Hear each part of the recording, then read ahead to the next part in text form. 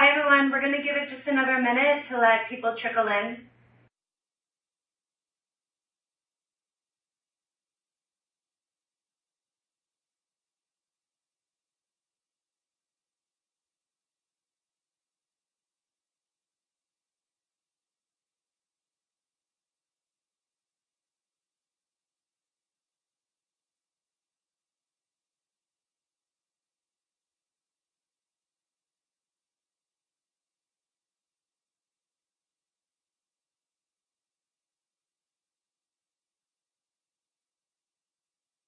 Hi everyone, my name is Alicia Amentini, the Content Manager for UVM Fashion and Forma. Welcome to the Women's Spring-Summer 2020 Trend webinar presented by Fashion Snoops. Thanks for joining us today. I'll start by going over a few housekeeping items. Number one, please note you will be placed on mute for the duration of the call. All questions will be addressed via the Q&A log or at the end of the presentation. Number two, if you experience any system issues, click on the Help option on your registration reminder email. Number three, the trend presentation will be emailed to you in the next few days and will also be available on our education portal on uvmfashion.com.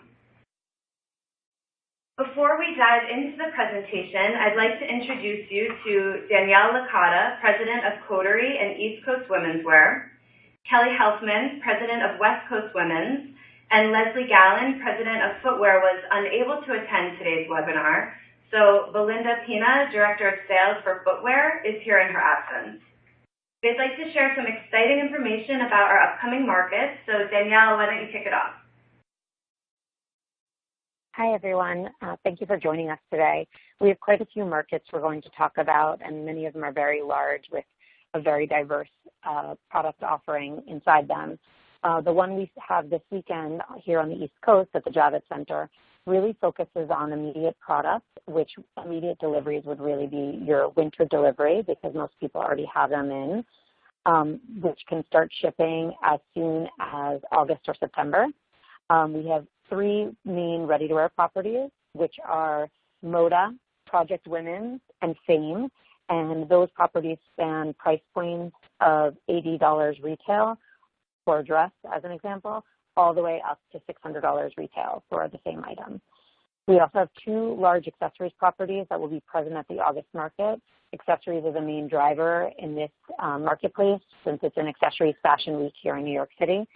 We really encourage you guys to come by. At the end of this webinar, we will have questions and Q&A. And for any of you who have time this weekend to stop by the Javits and see the August show, we can help guide your tour and try to make sure you're making the most out of your time with us. I'm going to pass to Kelly Helfman, who's going to talk about our properties in Las Vegas, which are coming up in August Magic. Hey everybody, this is Kelly Helfman, President of West Coast Women's at Magic. We have our Magic Marketplace coming up on August 12th to the 14th. So I'm going to go over a few of our top women's shows at Magic. The first one's WWD Magic. We're moving to a new location in the South Hall this time around. We're really excited. We have 540 brands at WWD Magic. It's a mix of trend and young contemporary ready-to-wear as well as a plethora of accessories. Some examples that would be at that show are Dickies Girl, Miss Me, Chinese Laundry, Lush, Olivacious, Diff Eyewear, and Sandra Roberts. The next up is Project Women's. Project Women's is going to be for the first time at the Las Vegas Convention Center because we're all one Magic now, one venue. And Project Women's will be in the North Hall, which is a new location. Project Women's has about 260 brands, and it's a mix of contemporary collections, denim, and accessories that are all pretty lifestyle-driven. Some examples from Project Women's would be Chanlu for accessories, Goriana for accessories. For ready-to-wear, think Rails and Wild Fox. Finally, we have Stitch, which is also in the North Hall at the Las Vegas Convention Center, a new location. It is adjacent to Project Women's. Stitch has 150 brands, and it's really a mix of contemporary sportswear, lifestyle collections, and a lot of international brands. It's ready-to-wear and accessories as well, and some of our best brands there would be Johnny Was, Brighton, Liverpool, and Sarah Pacini. And actually, I wanted to mention Pool Trade Show. It's a real gem, and it has about 80% women's collections there. Pool is more of your trade show for the emerging and artisanal apparel, accessories, and it does have a lot of gifts, really cute pins and gift cards. It has 150 brands, and it's also in the North Hall at the Las Vegas Convention Center, adjacent to Project Women's. Some of the brands that are great at Pool Trade Show: Camp Collection, Amano Trading, Be the Good, and Fidelity. So that is the women's shows at Magic Marketplace. Next, I will pass it over to Belinda to talk about footwear. Thanks, Kelly. Hi, everyone. Thank you for joining us today. I'm really excited to speak on behalf of Footwear. We've made some major moves this season. The most notable transformation, in addition to One Magic, is the realignment of footwear within our entire Las Vegas market. So FN Platform is no longer a solitary show sitting in its own hall. What we've done is actually created 4 primary footwear neighborhoods and aligned them with their complementary apparel counterparts within each of our halls. There's 3 halls at the Las Vegas Convention Center. So the way that this breaks down, we have fast fashion footwear sitting in the South Hall, specifically on level 2, adjacent to our WWD show. We also have our FN Platform women's category sitting next to Project Women's and the Stitch shows in North Hall. We have FN Platform men's and our dual gender footwear brands sitting alongside Project Men's, Magic Men's, the Tents, Now, and Market in Central Hall. And finally, we have FN Platform Children's sitting alongside Children's Club in Central Hall as well. Why did we do this? We wanted to maximize our buyers' time and really enhance One Magic as an integrated fashion market, creating really great synergies and a seamless head-to-toe shopping experience for everyone. For years, the biggest challenge our buyers have had is really being able to navigate across all categories, specifically getting to FN Platform. So, we've really put footwear front and center alongside apparel, and, we feel like this is the best way to get visibility to the over 500 footwear companies exhibiting at our show within the Las Vegas market, and really give our opportunity to the retailers to now add footwear to their assortments. And just with that said, I just want to mention one thing. We do have an educational series on the footwear floor in North Hall called Study Hall. And so we're going to have lots of footwear-specific panels, senior decision makers speaking on collaborations. We have some great partnerships with the Daily Front Row, and we're also going to have education on how to carry footwear within your stores. So please do follow us on Instagram at FN Platform for more information. Thank you all so much. We're excited to see you at the show.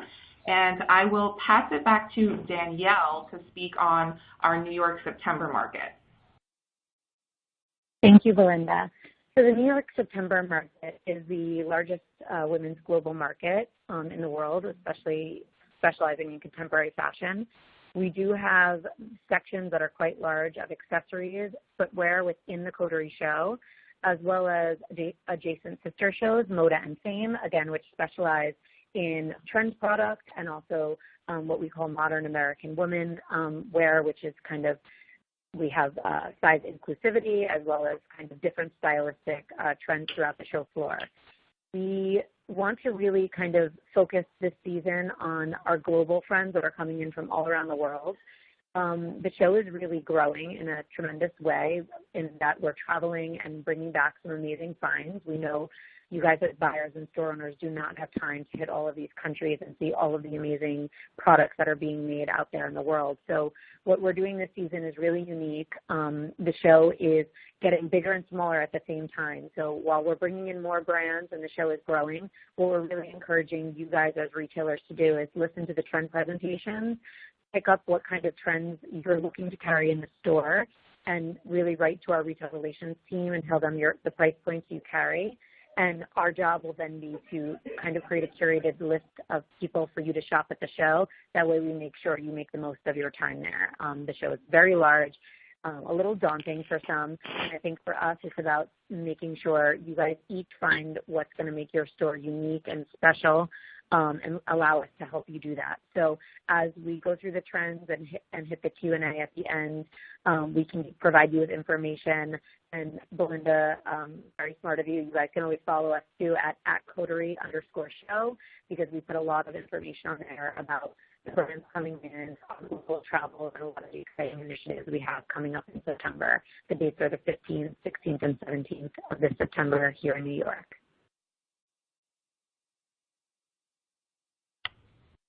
Hi, everyone. Okay, it's Belinda again. Just to quickly discuss footwear as well in the New York September market, we have two different neighborhoods, one being Soul Commerce, and you're going to find that on the first level of the show alongside Fame and Moda. Soul Commerce really represents our more mainstream brands, the big names that you know of, and for the most part, these brands are all going to wholesale under $100. So anyone from Steve Madden to Mark Fisher, Vince Camuto, and we have a lot of international brands in this market as well. And separately, we have Footwear at Coterie. And excuse me, I'm sorry, Soul Commerce is on level 3 of the Javits Center. Now moving over to level 1, we have Footwear at Coterie, which will sit alongside Coterie accessories and Coterie's more premium contemporary brands on level 1. This really represents our upper echelon of footwear brands in the show. You're going to find a lot of brands made in Italy and France that are all going to retail over $300. We have over 150 exhibitors in total in New York that represent footwear. We've got a great representation of new. We have over 30 new brands. More than 10 of them are from Italy. And we look forward to seeing you there. Thank you so much. I will pass this back to Elise to discuss a couple other New York shows. Thank you. Yeah, one additional note is that we have 2 shows dedicated to accessories in August, Accessories Circuit and Accessories The Show. Also, there's a large accessories presence within all the shows mentioned by Danielle and Kelly. So you can always visit our website, ubmfashion.com, for more. And now, without further ado, I'll introduce our speaker, Melissa Moylan, Vice President and Creative Director of Women's Wear for Fashion Snoops. Melissa is recognized as an authority in trend forecasting and leads Fashion Snoops' women's wear team to provide analysis across runway, trade shows, and retail. Turning it over to Melissa, take it away. Hi, everyone. Thank you so much for joining us for today's presentation of Spring-Summer 20 Women's Wear Trends. Over the next 40 to 45 minutes or so, I will be taking you through the trend presentation. I will be speaking to cultural influences, mood, color palettes that correspond with each individual mood, pattern and graphics, key items, denim key items, and then we'll also have specific slides dedicated to bags, footwear, and accessories. If some of you are not familiar with Fashion Snoops, we are a full trend forecasting service, and we service from retailers to manufacturers and brands all over the world. We're not just women's, we do men's, kids, intimate, swim, home, and accessories as well. So if you're interested in learning more about Fashion Snoops, please go to fashionsnoops.com. This page shows you the 4 major themes that we'll be going into, including Lagom, Circus, Babylon, and Scene. The first one is called Lagom, and Lagom really means Swedish term for just the right amount. But here we're very much inspired by a Scandinavian design. It's a minimal, very functional aesthetic. The cultural influences that we're looking to for Lagom that we were inspired by, the first one is what we call JOMO, which is the joy of missing out. And this is really, it's a word that was actually added to the dictionary, and it seeks kind of these authentic, off-the-grid experiences. So it's a complete opposite of FOMO. The second one that we have is body positivity. This has been a really big one, I think, especially if you're in the market for t-shirts or graphics. This is something that we see that continues to trend all about body positivity, non-traditional gender labels as well, and kind of introducing that not only as a graphic trend, but something that is really a new business model, and we're seeing a lot of companies kind of bubble up to that. The third one is emotional connections. Here we're speaking to poetry, and it's really becoming a trend in popular culture right now. People are looking to make connections with themselves, and that's one way to express it. That's also something that's great, I think, when you look at it as kind of a graphic t-shirt platform. And the fourth one is sustainable 2.0. This one, of course, has been trending in a huge way, and we continue as an industry to just explore new forms of sustainability, whether that means in terms of materials and looking into things like plant-based fabrics or just an overall sustainable business practices and reducing waste. Back into the mood and kind of trends to look for within Lagom. So this one, as I mentioned, it's very much minimal as well as functional. There's also a couple of different folk images that you'll see throughout this particular trend. We looked into things like modern crafts as well as that sustainability factor, so you're seeing that incorporated. There's also this underlying nature component here too, a lot of different raw earth elements which could be interpreted to materials. And it's really just about this beauty of disconnecting and this balanced approach to life as well as design. The color palette that we're looking at here, there's a lot of warmth, and two of the key takeaways here would be the warm yellows as well as oranges that you see in the palette. These are names that we've come up with, but you're definitely going to see them trending at the show. A couple of those yellows and oranges include buttercup, dandelion, as well as peel, which is more of a bright saturated orange. What's nice is that we balance it out against neutrals, so you see colors like tumbleweed or burlap, which is kind of like a khaki green, that are trending. Brown is something that we also feel really strongly about, that we're seeing a lot more brown within collections. So colors like lumber at the top, which is really dark, and then getting into some nice warmer shades like cinnabark. There are a couple greens as well, and I think they pair really nicely back to the brown conversation, whether it is a deeper green like Euphoria, or we also have Slither green, which is a little bit brighter and has more yellow to it. And then finally, we have a couple of different soft tones that balance out the palette, including seagrass and opal. Now for the pattern and graphics here. This is always, I think, really a key seasonal message, no matter what trend you're looking at, in terms of like what's really driving the market for the season. So for Lagom, what we're seeing here, the first one, we called it Sunsetscapes. This could kind of be a hybrid of both color blocking. It's kind of embracing a nature component. It looks a little bit like mountains, or it could take on something like a dye effect, and I'll speak more to that in a couple of the other trends that we'll get into. Some of the more traditional and definitely commercial expressions here would be gingham. There's also different expressions of basket weave incorporated into patterns, as well as some nice tonal stripes. This is a great place to also incorporate florals. And in addition to florals, fruit is trending in terms of pattern and graphics. And finally, we have a couple relaxed abstract shapes.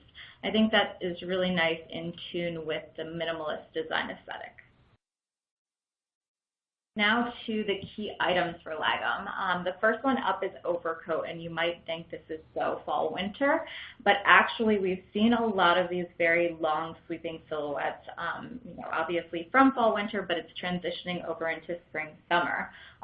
The way to do it, or the way that we'll probably be seeing it, is in lighter materials, oversized fit. You could kind of see how it's paired with a really nice wide leg slouchy pant, as well as a bra top that makes it super summer.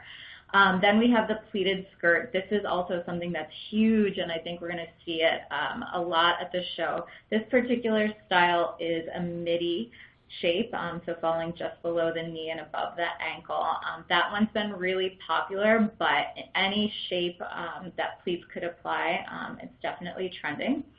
Next is the maxi dress. This one, of course, is really kind of a summer staple. Looking at some different voluminous factors here, so like sheer, transparent materials that kind of add to it, as well as voluminous or puff sleeves. There's also baggy pants, which feature a higher waistline and a self belt. A couple more items here. These ones appeal a little bit more to the junior or young contemporary market. The first one is camp shirt, and here it's just a great update to your woven classification for spring, where we're looking at the short sleeve shape and then applying that gingham that we mentioned in the pattern conversation. Bermuda shorts, these are great. They're a little bit roomy, embracing that volume factor for bottoms, and featuring cuffed hems. There's the sweater dress, which obviously seems, again, more fall-winter, but this one's also transitioned over to spring-summer, and the way that we're seeing it is in an open work material. So that makes it a little bit more spring. We could even layer it as well. There's also the shirt dress here, and this is just a really great classic item. Consider it in a lot of different patterns and prints here. This one's in a great just traditional stripe with a nice self belt. Now going into denim, speaking to jeans, the paper bag waist jean, that's something that we're seeing continuing to trend. The higher waistline is really important for this season. There's also a great style of culottes. The culottes, they're very much wide leg and obviously featured that cropped style. And then we have a denim jumpsuit or twill. All of these could also be considered in twill, of course, or different colors that give it a nice seasonal update. So the jumpsuit featuring that overall shape and a waist tie as well.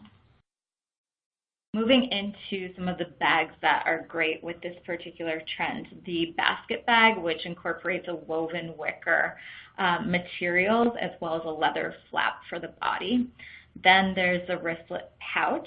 This is really nice. I think it's a great slouchy shape, and it has the leather reinforced strap as well as a ring detail. There's the oversized tote with a very wide kind of oversized opening, kind of great for the beach, and then incorporating a double top handle to it.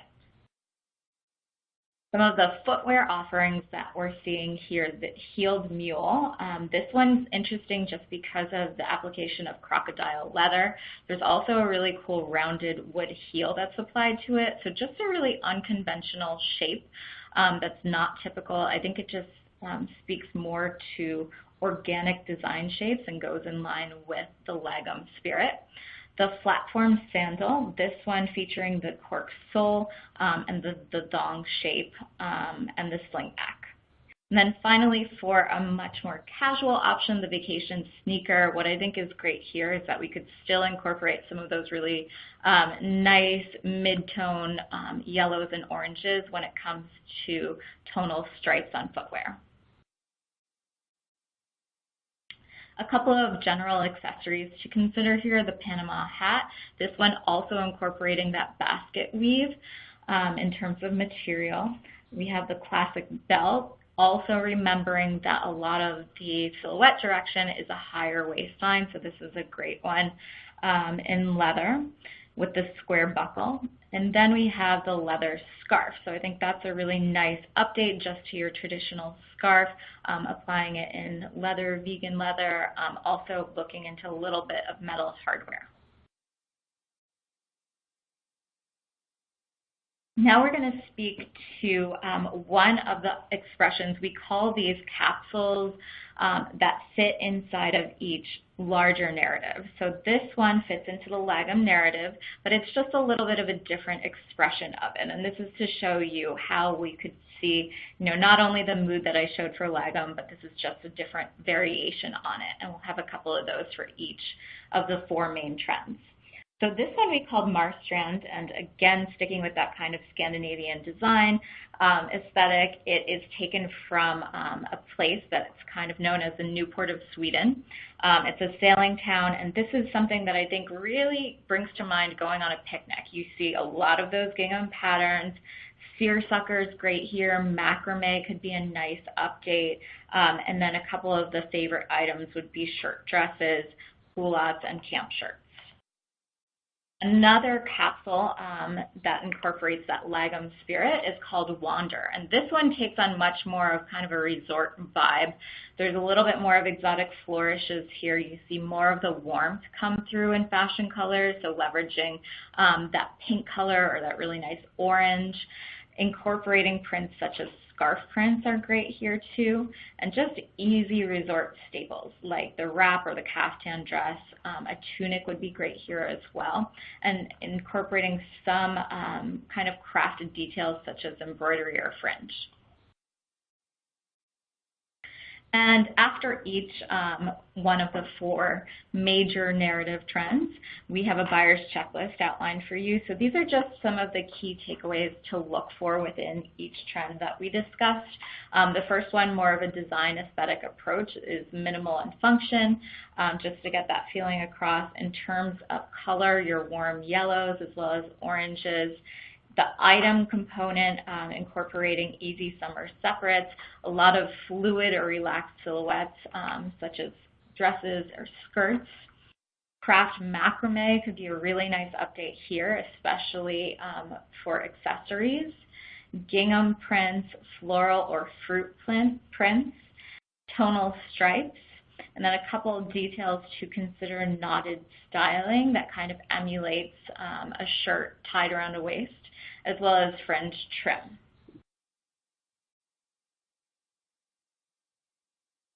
Now we'll move on to the second major trend narrative, which is called Circus. So this one is a complete and total departure from what we just saw in that very minimalist Lagom spirit. This one, Circuit, is really about innovation, and we're looking at a lot of technology here, but it's also very much related to a sensory experience. A couple of the cultural influences here. The first one is mainstream psychedelics. So this is this kind of revolution that we're seeing right now with just this growing acceptance of using more psychedelics on a broader scale, and it's coming back to light. The second one is this fascination with cults. We're seeing a lot of different documentaries and shows that are about cults, and that's an interesting perspective to consider as well. The next one is an immersive experience. I'm sure a lot of you have gone to pop-ups where you're just kind of experiencing each room in terms of visuals, in terms of sense, and it just kind of transports you to another place, even in retail concepts as well. So that's something that's also factored in here. And then the fourth one is virtual influences. So this is really about the rise of different types of virtual influencers and how that changes the fashion landscape. A little bit more on Circuit. So keeping in mind that it's very digital, there's a lot of kind of power charged here. We're looking at virtual reality as a nice key reference, and we'll see that take shape in some graphics. But also consider this is a great place to feature any kind of sporty or athleisure aesthetic. So this is definitely where you're going to see a crossover between ready-to-wear and traditional athletic gear here. We're looking also at some very lush tropical imagery, and that kind of brings a new light of it and makes it a little bit more naturey than just kind of inside a VR experience, for example. So it's really just about leaving viewers with this kind of impression that's very bold, very bright, and takes them to a different place.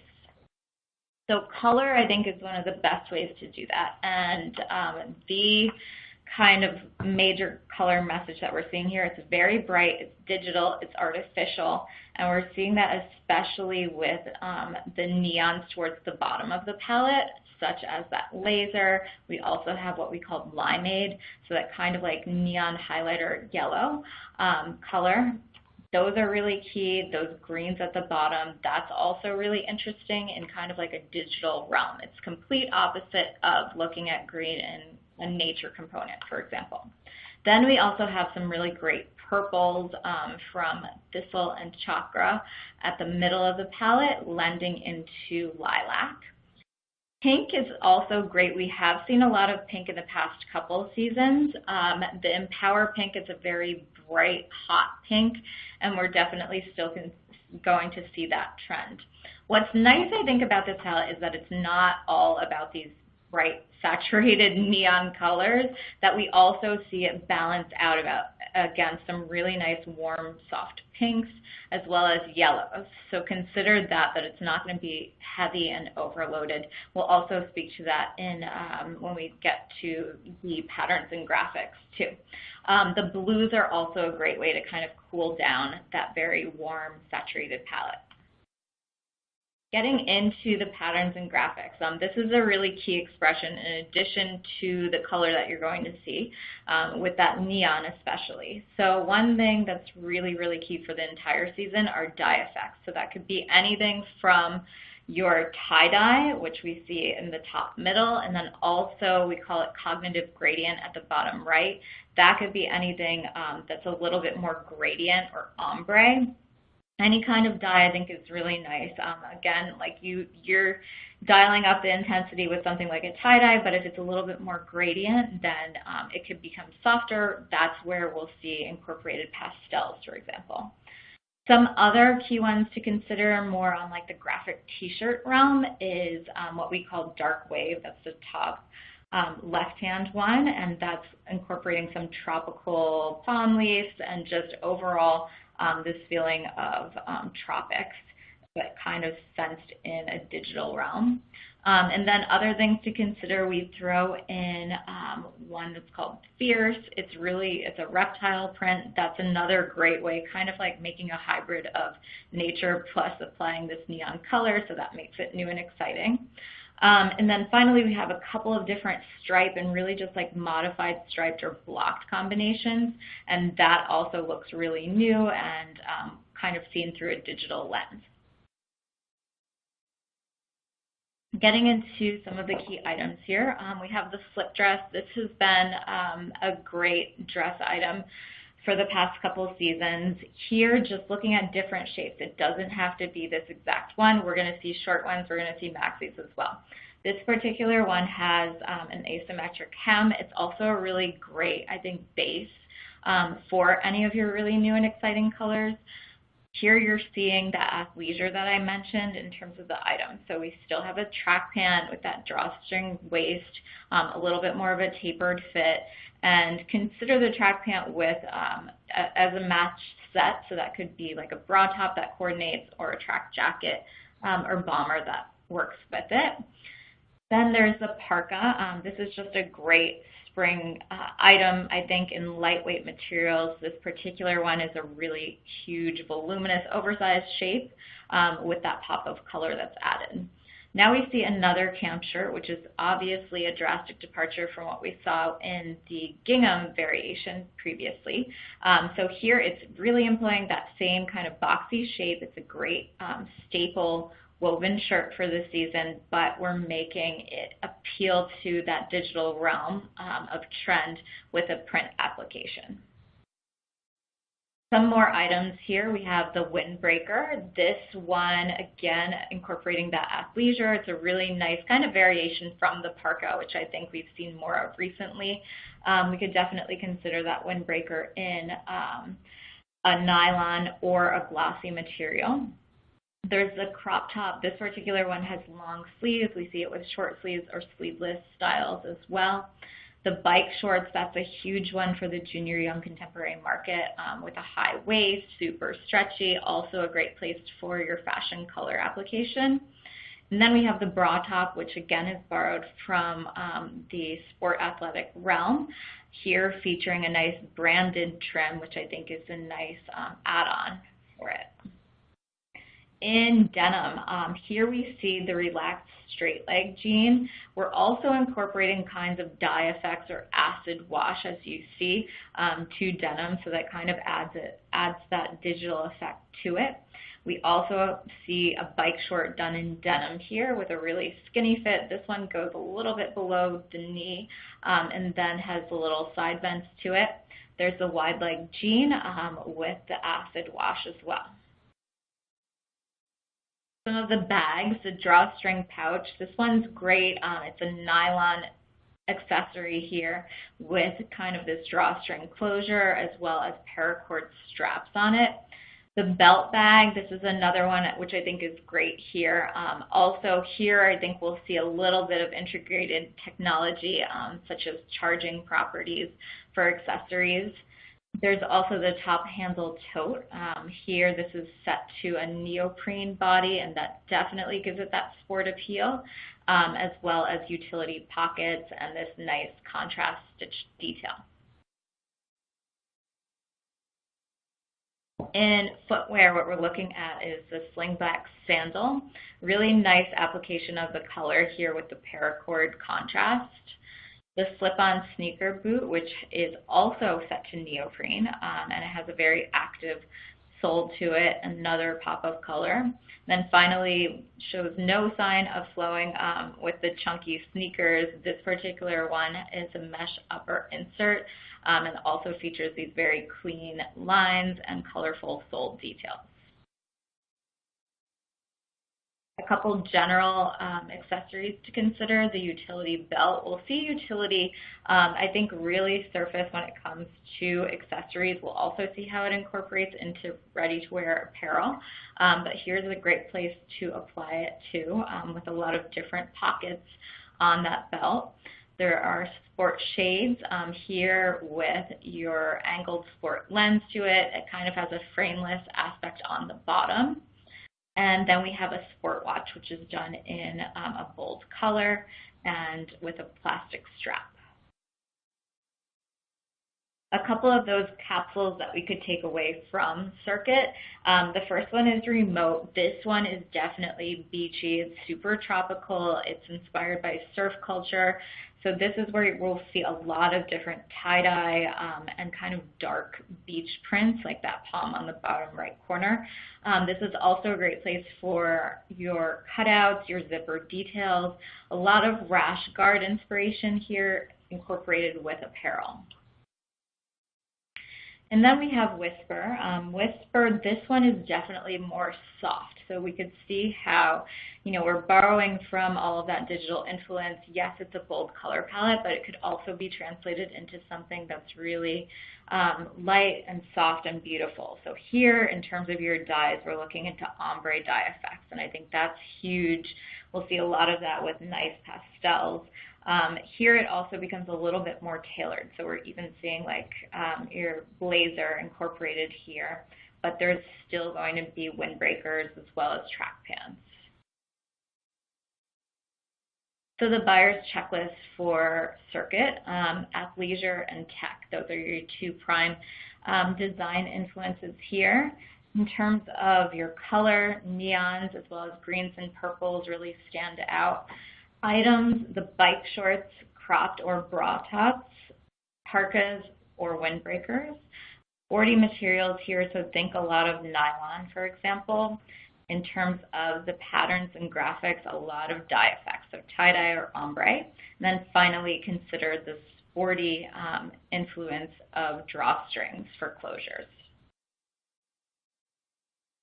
And next we're going to move into Babylon. This is our third narrative trend for this season.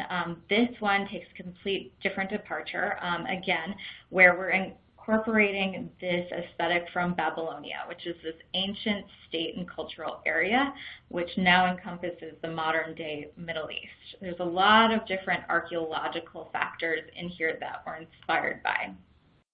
Some of the cultural influences that connect here, the first one is future solutions. So we're basically, as an industry, we're at this cross point of making us a place to solve a lot of problems that are existing with technology as well as heritage. So that's something, that we're just dealing with, and culturally it influenced this theme.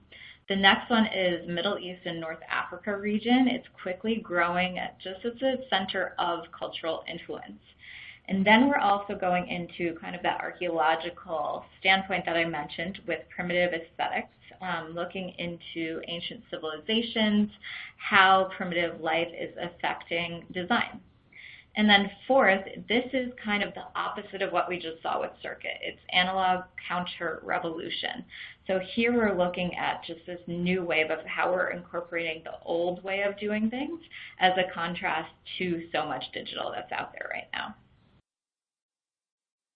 Going into the mood right now. So again, we're looking at things archaeological, kind of discoveries, primitive artifacts, but it's also very mystical as well. So we're looking at exotic elements, jewels, intricate pattern motifs that were inspired by. There's also a strong sense of utility here. So as much as we're inspired from kind of those old weird things, we're also applying it in the sense of utility to women's wear. What's also nice as a contrast that we'll see are draped silhouettes, which I think is a really nice way to kind of incorporate that. So it's this whole lifestyle that preserves the past but makes it very relevant for our future. The color palette that we're looking at for Babylon, first thing to take away is really earthy neutrals. So here again, I had mentioned like that brown quotient in another one of the palettes. That's also key. So we're seeing these kind of tannish tones like arrowhead, briarwood, potter's clay, which is like a more of a ruddy, almost like a salmon-inspired color. And then we still throw in a little bit of green because I think it makes a nice balance with that neutral conversation. The mystical elements that I spoke to as well, that's also interesting, I think, because we're seeing purples that emerge and we haven't seen them in a little bit of time.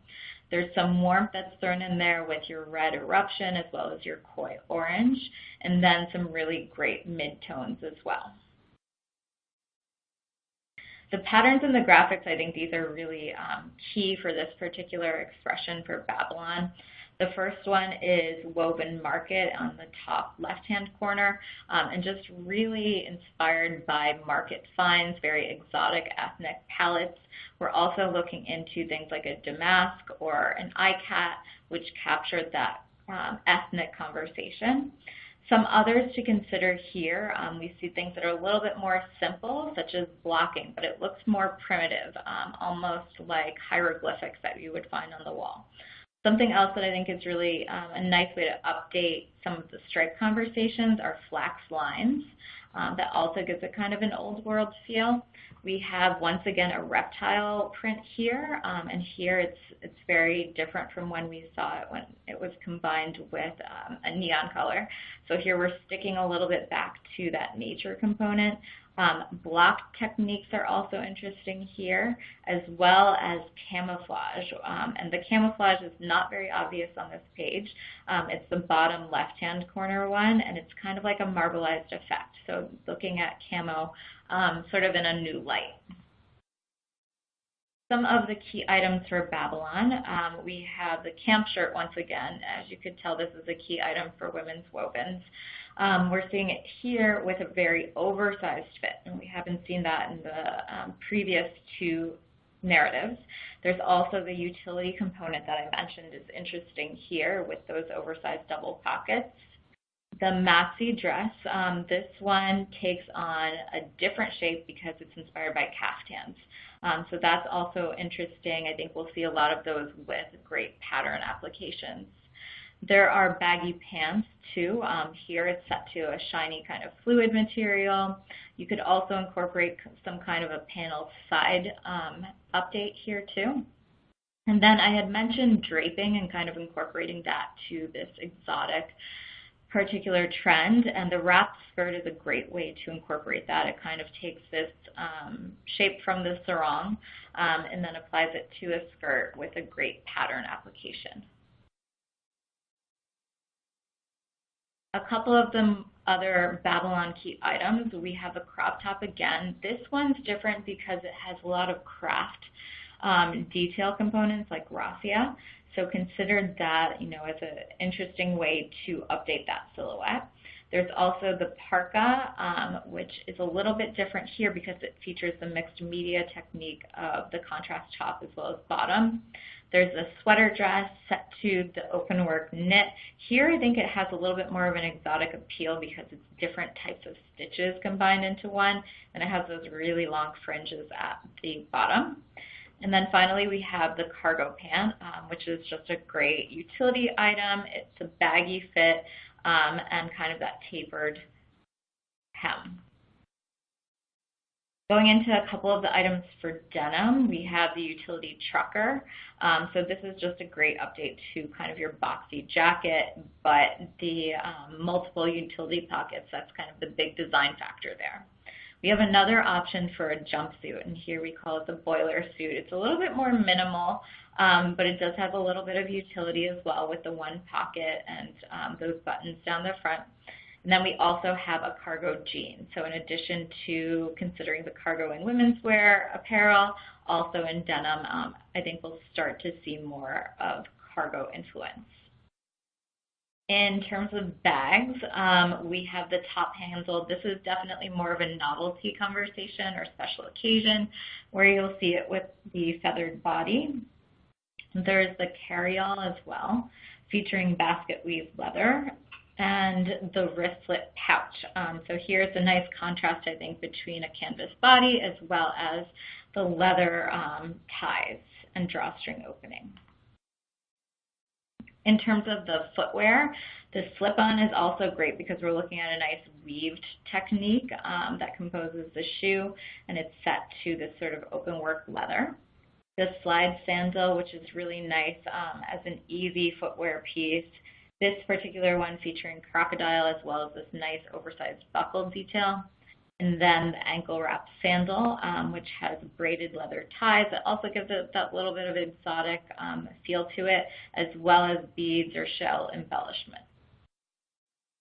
A couple of the general accessories for Babylon, we have the pony wrap. There's some nice beaded details that are applied to it. Statement earrings, this is obviously a novelty conversation, a super oversized silhouette, but this is a nice way to incorporate craft details such as paints or different dyes to earrings. And then a rope belt, which also gets that craft component across with some nice knotted and twisted details to it. A couple of those capsules that fit into Babylon. The first one we call Casbah, and this one is super inspired by Morocco. It's very much this kind of open air market feel, very much inspired by rich tapestries as well as tiles, which we'll see emulated through pattern graphic motifs. Fringe details are really important here. The silhouettes you can see are a little bit more fluid and take on that great draped notion with sort of the wrap technique for a skirt, or it could be applied to a dress as well. Then the next capsule that we have is called Babylon. It's called Earth Intruders, which is a part of Babylon. Earth Intruders, this is about this kind of explorer theme. So here you definitely see all of these utility components. Camouflage is great here. Reptile is great. Cargo pants, camp shirts, and a lot of different jumpsuits could be incorporated too.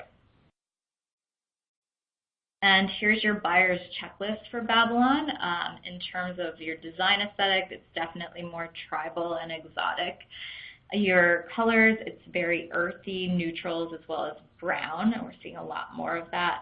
Raw materials, so a lot of cotton, organic cotton, as well as linen should be considered. Exotic patterns, keeping in mind those kind of market motifs that we saw, damasks as well as dyes. Items looking at the utility component with cargo pants, more of a resort style caftan, as well as a sarong wrap styling. Mixed media construction kind of mixes things up a little bit by combining two different materials in one garment, as well as your overall utility component. And now we're moving on to the last of the 4 narratives. This one is called Scene. This one we're inspired by this woman who is part of the scene, but she's also prone to cause a scene herself. It's very much 80s inspired. You'll see that it's very much power charged, and we're seeing a lot of those 80s silhouettes take shape. So the cultural influences that we were inspired by here, first of all, we're seeing a lot of 80s revival in pop culture. So there's a lot of different TV shows as well as movies that are kind of going back to that decade that inspire us here, and that adds to the relevance of it.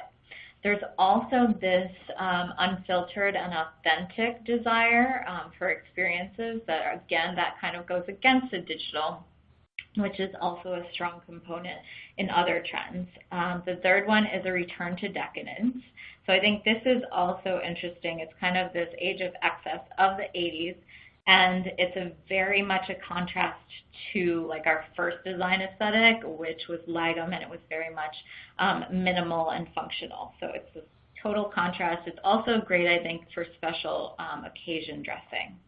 And then the fourth one we have is what we call sci-no-fi. So we're looking at fusing both these tech digital advancements with retro aesthetics, which would be the 80s in this case. A little bit more on the scene mood. So again, this is a woman that's very much like part of this scene. It's a super 80s inspired theme. We're looking at a lot of flashy elements, but we're making them modern. In terms of colors, what we'll be looking at is super vibrant, like what we saw in the digital one, but we're also looking at shiny surfaces here, or metallics, that kind of add and update your wardrobe signature items. There's definitely strong tailoring that's a part of this and borrows from the 80s, but we're also seeing some more gritty street inspiration, which we'll express as patterns and graphics. Moving on to the color palette. So as I mentioned, this one is also, it's bold and bright. So you're seeing that the red, the pink, as well as the orange, and a little bit of the neon that's incorporated here as well. It extends into a purple conversation, but like we saw with the other really bright palette, it's balanced out against some nice soft tones, such as your Posy or your Mystic. So really nice soft pastel shades of your pinks and purples. And then not to be forgotten, this is definitely the place that you want to work in your metallics. So that's towards the bottom of the palette, where we have the graphite and the blitz colors. Going into pattern and graphic exploration, you heard me say dye effects a lot of times throughout the presentation, and that's because it's such a huge message. Here we could see it in the bottom left-hand corner. We call it explosive color, so we could incorporate those bold colors. But then again, we could also make it much more soft and muted, which we see in the top right-hand corner. Some other things to consider, there are some that are very much kind of retro, such as the squiggles at the bottom, also kind of gritty art inspired by Basquiat. Another thing that I think is great and exciting, and we're seeing this again, are logos. So we're seeing that at the top left-hand side, and I think that'll become more important either as a print or it could just be a design detail where it becomes interesting. Some of the key items that we're looking at here, as I mentioned, this is the place that we'll usually see tailoring incorporated. So something from the Power Blazer, which features very strong shoulders to contrast lapels. That's something that is very indicative of the 80s, and it's just a great kind of layering component to sharpen the look up. There are also bright suits here. This particular one, it doesn't have to look super structured. This one is very fluid in a shiny satin material with a plunged neckline. In terms of your bottoms, definitely more of the high-waisted silhouettes with a little bit of the tapered hem, some dark details, which are super 80s.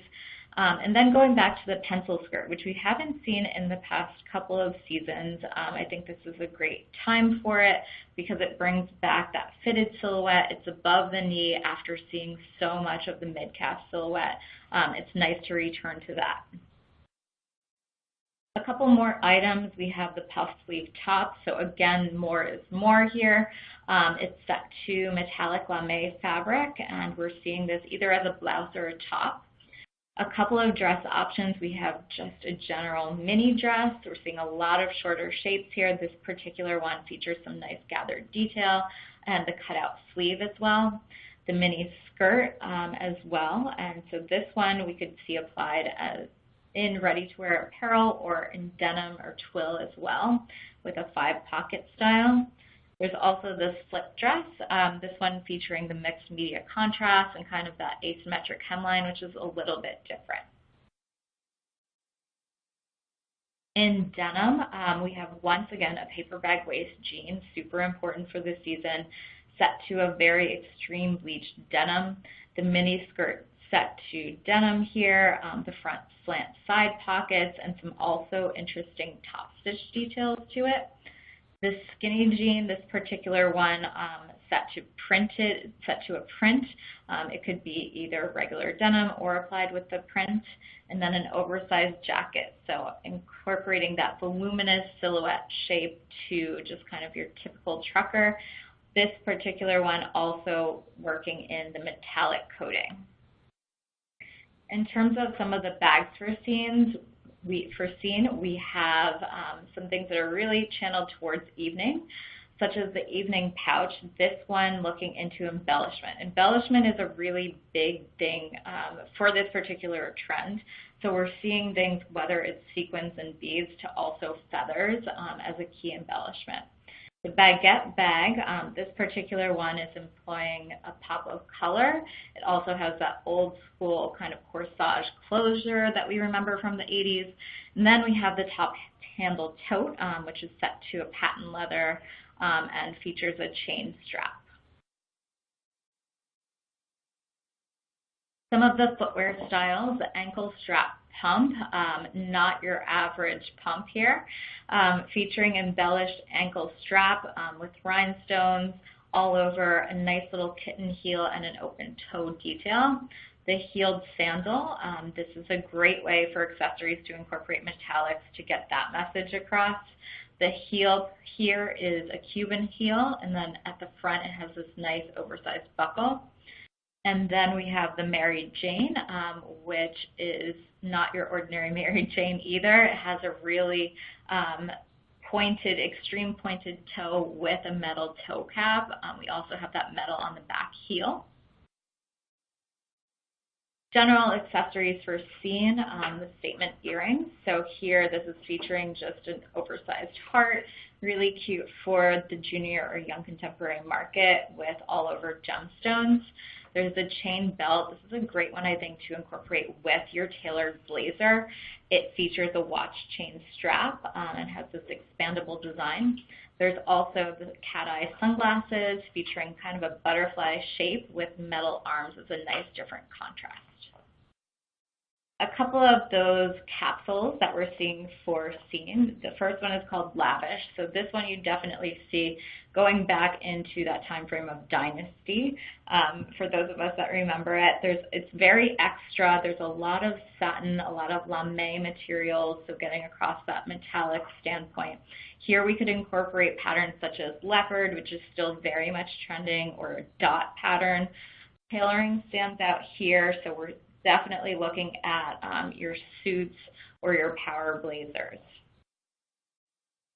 Another different variation of scene is what we call Galactica, and this explores kind of this futuristic notion of space.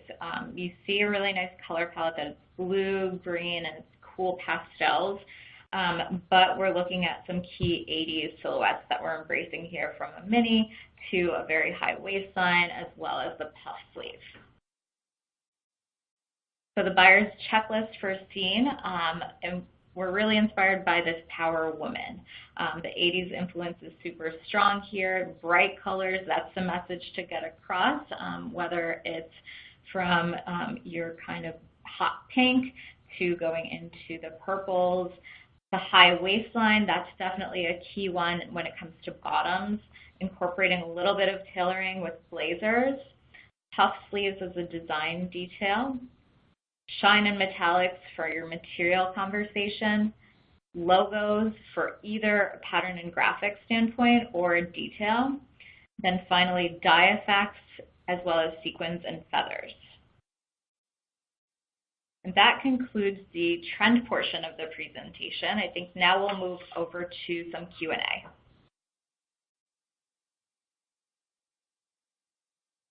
Great, thanks, Melissa. We do have some questions that are coming in through the portal. The first one is for you. With so many brands now looking forward to spring and fall, do you see growth in areas of bright colors and strong use of patterns as being a trend this year? I think, more so than in other seasons, we've seen bright colors, and they've been leveraged kind of as the main trend. And I think from fall to winter, we've seen more brights than we used to, and it definitely transitions over into spring, summer. I think also the pattern and graphic conversation, I think that's really just a key seasonal update that we're seeing, different ones for every season, of course, but that really also helps to tap into each individual trend.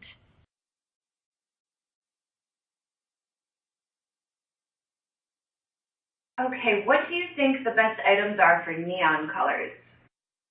So the neon, I think the number one that you're going to see is kind of that what we call limeade, and it's kind of that neon yellow shade. So I think that'll be the most important one. Also, along with that, you will see some really bright hot pink borderline magenta colors.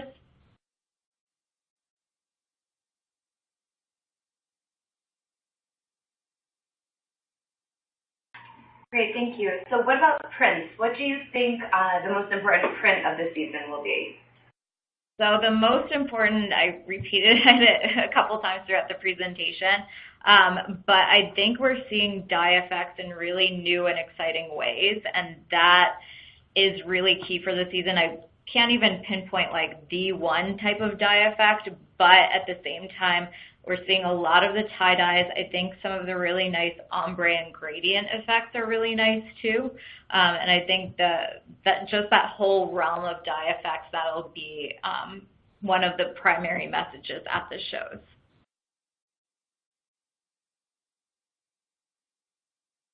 And as far as animal patterns, like animal and snake, how long do you foresee those trends continuing? So I think we didn't have much visual when it came to animals such as leopard, because that's something that we have projected out and we have seen at the shows for the past couple seasons. We're still going to see it this season as well. So that's something that will continue. It's not declining. I think it's still there. But for spring, summer, we are seeing a little bit more reptile than we have, and I think it's just a matter of updating it. So for example, not looking at your traditional leopard or your traditional reptile in the respective palettes, but updating it with a color component, and that makes it new for the season. Is camo a trend that you see continuing? So I think camo, we had it in the presentation a little bit, but it was more of a marmalized camouflage effect within Babylon. So what we are seeing is definitely camo as we know it, kind of the very staple camo that we see, the military inspiration. That's something that we do see as interesting. I think it's also maybe more forward to see a camouflage effect that's kind of incorporating something else like earthly elements.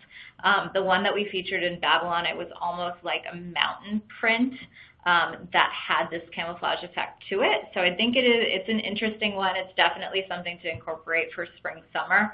And whether it's traditional or it takes on kind of a new form with the camouflage effect, they're both relevant.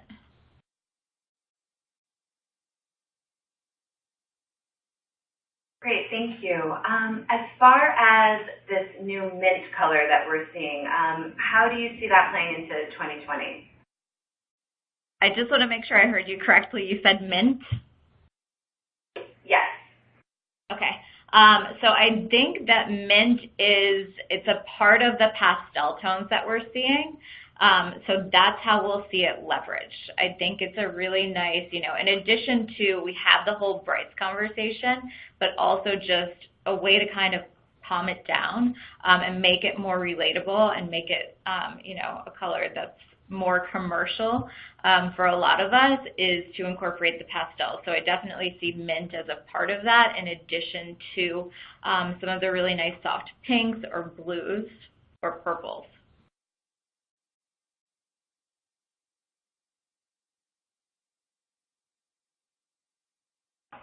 Okay, are there any trends that you see tapering off this spring? That's, we always get that question every single season, and it's hard because everyone's at a different point, from people that are early adapters to trends to people that kind of wait to see how it sells at other retailers before they adopt it. So I never want to say that anything is completely out because there's always some relevance to it. It really just depends, you as a buyer, knowing your market and knowing, if you've already covered something and you think your customer is over that, kind of moving to the next thing. But I never like to say that anything is entirely out.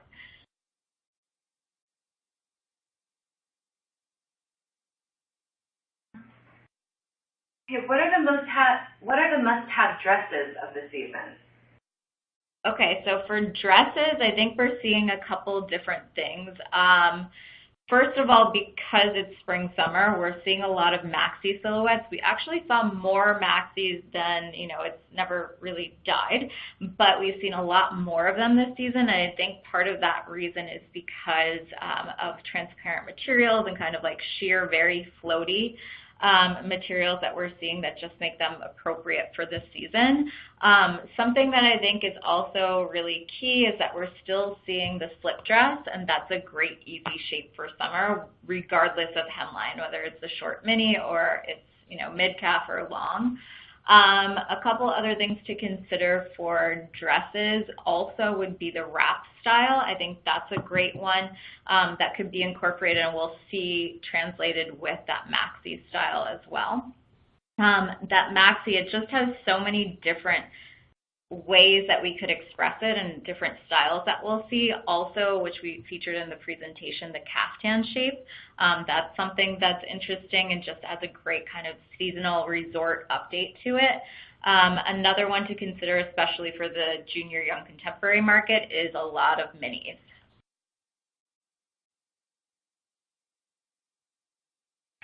Can you talk a little bit about sustainable fashion in 2020? Sure. So I think sustainable fashion, that's a huge, we could have like a whole seminar just dedicated to sustainable fashion. I think there's a couple different components of sustainable fashion. Like the first one, and the one that I think is important for all of us to consider or implement right now, is the aspect of materials. I think customers, and particularly Gen Z, the younger generations, they're more conscious of the materials, and they're kind of demanding this from the fashion industry, that it's more sustainable. So whether that is made with organic fabrics or it's produced sustainably, it's less water waste. We're seeing a lot of denim companies that are actually at the forefront of that, employing, fabrics that are manufactured with less water waste. So that's something to be conscious of. The other thing, which I think, this is a huge industry conversation, but I think that we have to find a way that's kind of widespread and better for all of us to recycle better everything that we currently have. There's different business models that are being adapted from rental services, which we're just seeing, kind of bubble up within brands or stores that never existed before, and that makes this conversation of sustainability better because, it's not looking at disposable fashion.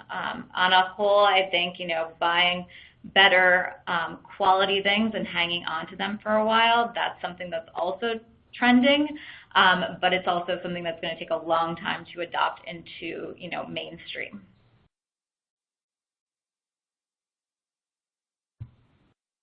From the trends presented, which ones do you think we'll see in swimwear? For swimwear, we actually on fashionsnoops.com, we have an entire section that's dedicated to intimates and swim. So actually all of the 4 narratives that I spoke to today, they do apply in some realm. I think some of the more exciting ways to feature it, obviously thinking swimwear and summer, is that, it's very bright, so we could incorporate a lot of what we saw in the Circuit, the one that was very much digitally inclined. So we're looking at a lot of like the bright colors. The neons are great there. One of the kind of capsule aspects that we featured from Circuit, it was kind of this dark surfer vibe, so incorporating a lot of tropical elements too, with that whole very bright charged color palette. It's great for swim. Okay, how about athleisure? Is it still relevant to ready-to-wear collections? Absolutely. I think athleisure, it's something, it's now a part of what we're wearing and ready to wear. It's not, seen, obviously there are brands that do active, but it's just something that's worked into kind of our everyday apparel now. And that's why we see so much of it. So outerwear, I think, is a huge one, even though it's spring, summer, like looking into items like the parka or the windbreaker. We're going to continue to see those. Also, the track pant isn't going anywhere. That's another one that obviously comes from there. Even if we look into like the cropped shape for tops, or just implementing the bra top, which is really inspired from a sports bra, you'll definitely see with all of those items that they're kind of attached to athleisure, and we're incorporating them more and more to ready-to-wear collections.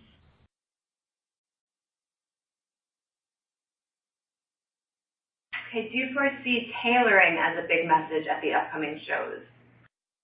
So I think, it depends on your market and knowing your customer, but there are a couple different tailored messages. Like, I don't think we're going to see, everyone walking around in suits, but at the same time, the blazer is a great item. Just as a layering component, it's a little bit more sophisticated for your more kind of advanced contemporary market, and that could still be a trend item. It could still incorporate, a strong shoulder, which connects to the 80s trend, and that's what makes it relevant for the season. Okay, and then going back to athleisure, do you mind elaborating a bit on the trends that we'll see within that category? Well, I think the items that I spoke to, which kind of identified the track pant, the parka, the crop top, or the bra top, like those are the items that we'll see take out of it. But I also think, in terms of color, what could be nice and new and refreshing and a little bit different from, the really bright, bold colors or kind of color blocking is infusing a lot of the nice pastel colors. So I think that could be a nice kind of new trend to incorporate with athleisure for this particular season. Also, if we think of details, that's another really strong point to take away. So looking at something like a drawstring cord detail where it's not normally expected. Something like that just borrows from the notion of sport and then applies it into apparel. Okay, do you see jumpsuits maintaining their popularity? Yes, I think jumpsuits are great. They're still, I think when we look at them, they're more of a novelty item. You have your tops, you have your dresses, and the jumpsuit is kind of like a bonus item, but I think that they're still going. Again, we treat it a little bit more as a novelty item, but I would still include a jumpsuit as part of your assortment for spring, summer.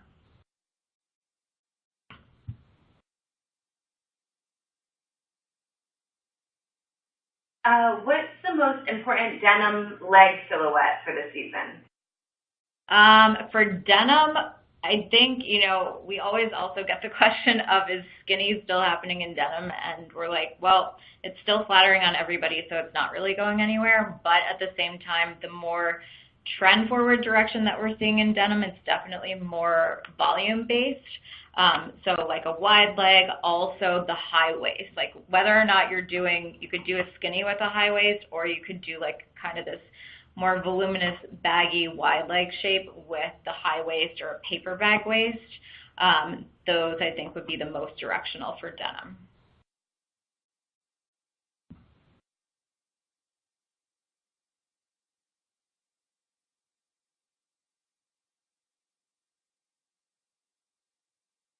Okay, besides the sweater dress, are there any key styles or details in knitwear? You know what, I think the couple, obviously this presentation, it was only 4 main narratives, and we have a lot more forecasting tools on our website. But at the same time, for knitwear and sweaters, I think what's interesting is that we're seeing some of those open work styles, and that's really great for sweaters because it makes it, I think it just adds a nice new seasonal update. It's also almost like that kind of fisherman style of sweater with the open work that allows you to layer it, and I think that's a great one to consider for this season.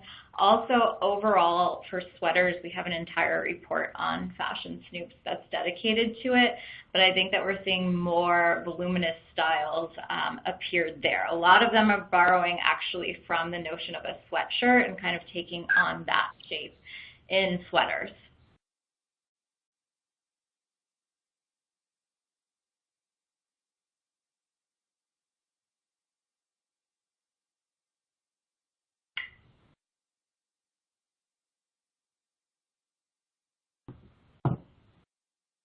Okay, what about color blocking? Is that a trend you see continuing into next season? I think we'll still see some color blocking, but I wouldn't, compared to last spring, summer, where I think we saw a lot more of it and it was more kind of sporty, athletic inclined. I don't think we're going to see as much of it. I think that it's really shifting, like the color message on a whole, it's super important. So I think, if color is used in the right way in a color blocked item, for example, it could certainly be relevant for spring, summer 20.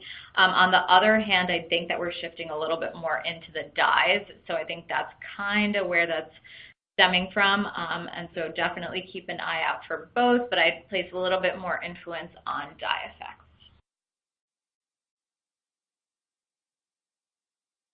Okay, great. So if there aren't any other questions, we want to thank you, Melissa. This was a fantastic presentation. And just as a reminder, the presentation will be emailed to you and will also be available on uvmfashion.com. Thank you and have a great day.